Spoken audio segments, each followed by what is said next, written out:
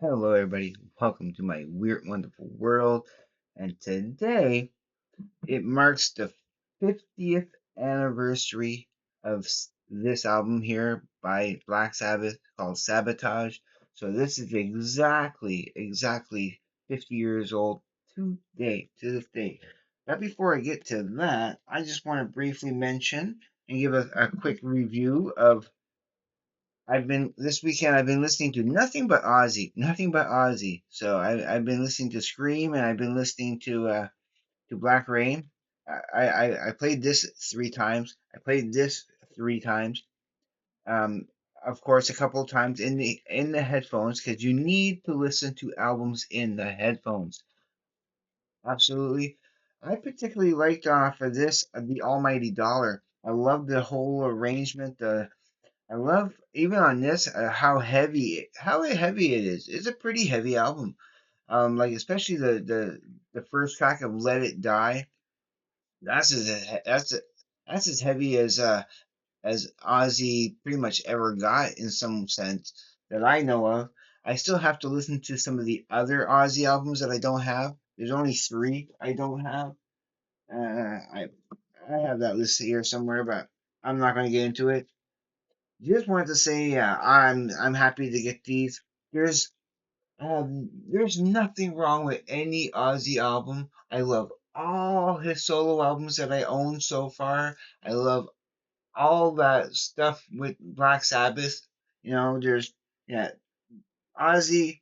I want everything of Ozzy, as much stuff as I can get for sure. All right, let's get to Sabotage because this is the thing that's been celebrating a birthday today. Now, what can I say about it? It's not even in here because look, it's in the player right now because I just got done playing it because I want to get it fresh in my mind. There's not too much with the liner notes. I mean, if I were inclined, I could read that, but I'm not going to. I do want to talk about the songs a little bit as I go along. That's There's the band right there.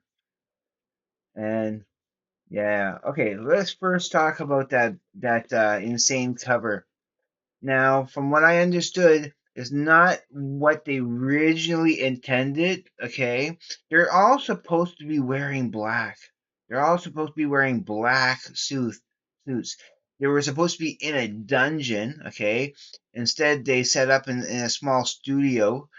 They're all wearing weird, funny costume. Ozzy, and I'm quoting Ozzy. Okay, this is not my words. He called it he called it a homo in a kimono. Yeah, that's his words, not mine. Just wanted to clarify that. So, um, those those those horrible red pants. When he first came when he first came in, he wasn't wearing any underwear. He wasn't wearing any underwear, so he had to borrow the underwear from Ozzy. So on the LP, you can't really notice it here, but apparently on the LP, if you take a close look at the underwear, you can see that he's wearing a similar underwear that Ozzy has been photographed in being in those underpants, if you want to call them that. But yeah, it's not at all. The cover is not at all what they truly envisioned it to be. So, I mean, the whole concept of the mirror being a sabotaged image, that your image is being sabotaged, was inspired by another artist. I'm pretty sure it's written here in the liner notes where it was inspired from the old children's nursery for the cover. I discussed the mirror idea. I think it was a collaborative idea. In any event, the concept was drawn up by Graham and accepted by the band. The only thing we didn't we didn't discuss was what we were all to wear on the day that of the shoot. Since that shoot day, the band I'm trying to see here, had survived through a triad of closing comments and jokes that continue to this day. Nevertheless, I think the concept of the mirror was and is still a great one. They like, yeah, they like the idea of the of the mirror, but yeah, but I think it's okay. I think it's not their best album cover, but I'll probably do a ranking of the album covers eventually for Black Sabbath. Now I want to talk about the songs. I of course I love that Hole in the Sky. That's a 10 out of 10 for sure.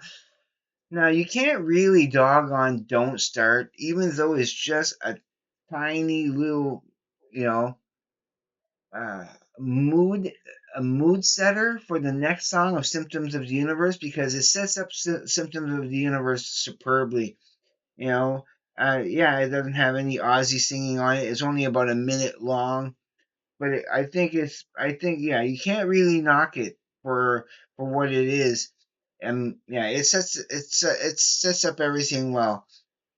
You can't even really call it a song because it is. Yeah, it is. You can call it a song, but it's not like a typical song with Ozzy and full fledged the band and everything. But Symptoms of the Universe, I always love that. I love how the last 2 minutes of the song you don't like. I haven't really heard that until I bought this. Okay, until I heard it from this. I haven't never really heard those last 2 minutes of the song, like because I don't think on the to speak of the devil, the live stuff that Ozzy did in his solo career.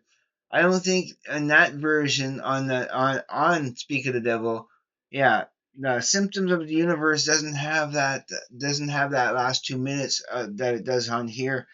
So I think yeah, it's really cool. I love it. Megalomania, yeah, it's a good one too. It's a good one too.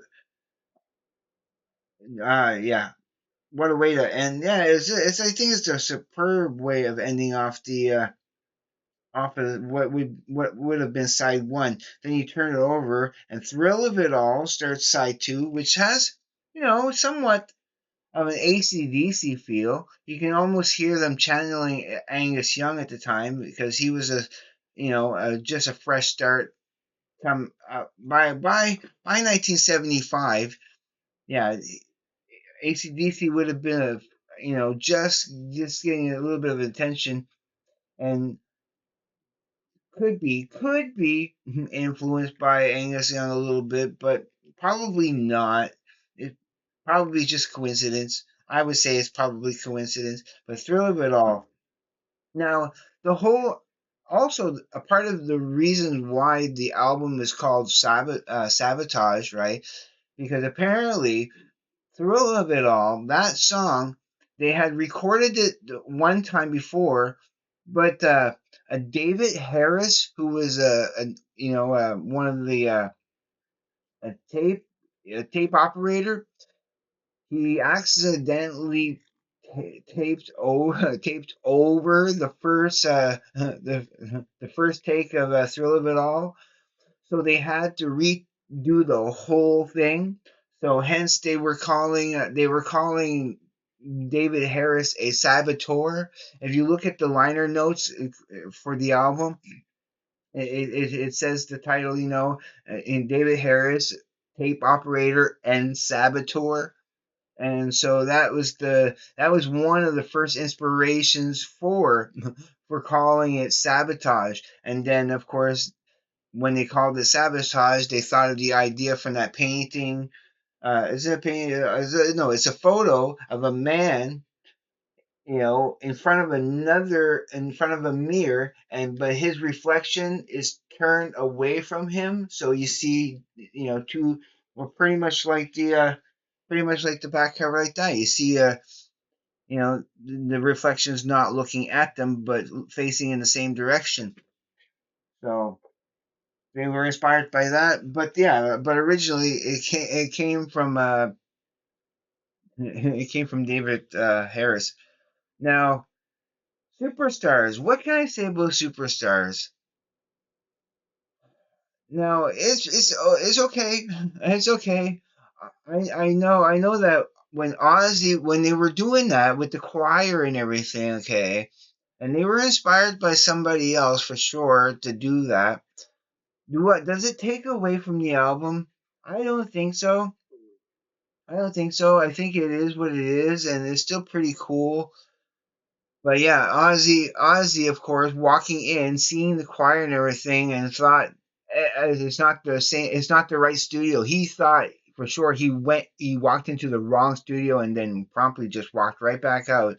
So he has nothing to do with that song at all. But then, but then, song number seven, "Am I Going Insane?" Of course, it's the radio edit of that. Because I'm pretty sure what's the I forget the story. I've been watching a little bit of reviews here and there about this because they try to get myself a little bit ready to learn a little bit about it. The laughing part at the end of "Am I Going Insane?" Allegedly, it was Ozzy's daughter Jessica Osborne who was slated as it was her laugh and then just slowed down half speed. But the engineer Mike Mike Butcher, he thinks that no, that he tends to say that it was a found tape that they found in the studio, that they don't know where that tape of the laughing came from, but that according to Mike Butcher, is not Jessica Osborne, and it's just a found tape that they had. But Ozzy swears that no, it's his daughter, Jessica Osborne. So the debate's up there for that. So I couldn't tell you what it was or not.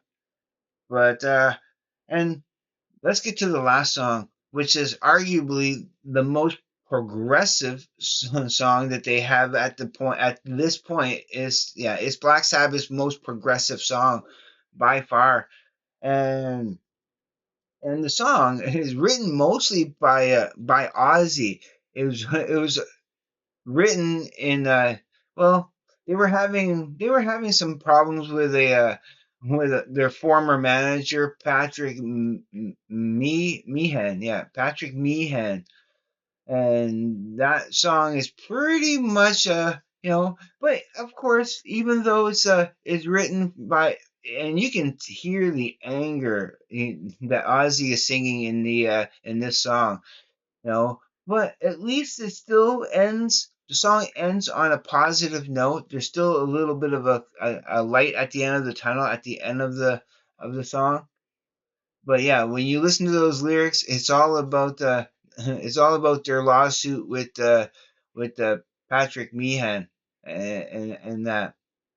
And of course it finishes off with something called um blow on a jug. Yeah, blow on a jug, which is, again, if you go by what Mike Butcher, the engineer, was saying, he's saying that it was just Ozzy and Bill Ward just goofing around. Bill Ward playing the song, and Ozzy's on the jug, and and and then Mike Butcher was just basically taping them without their knowledge.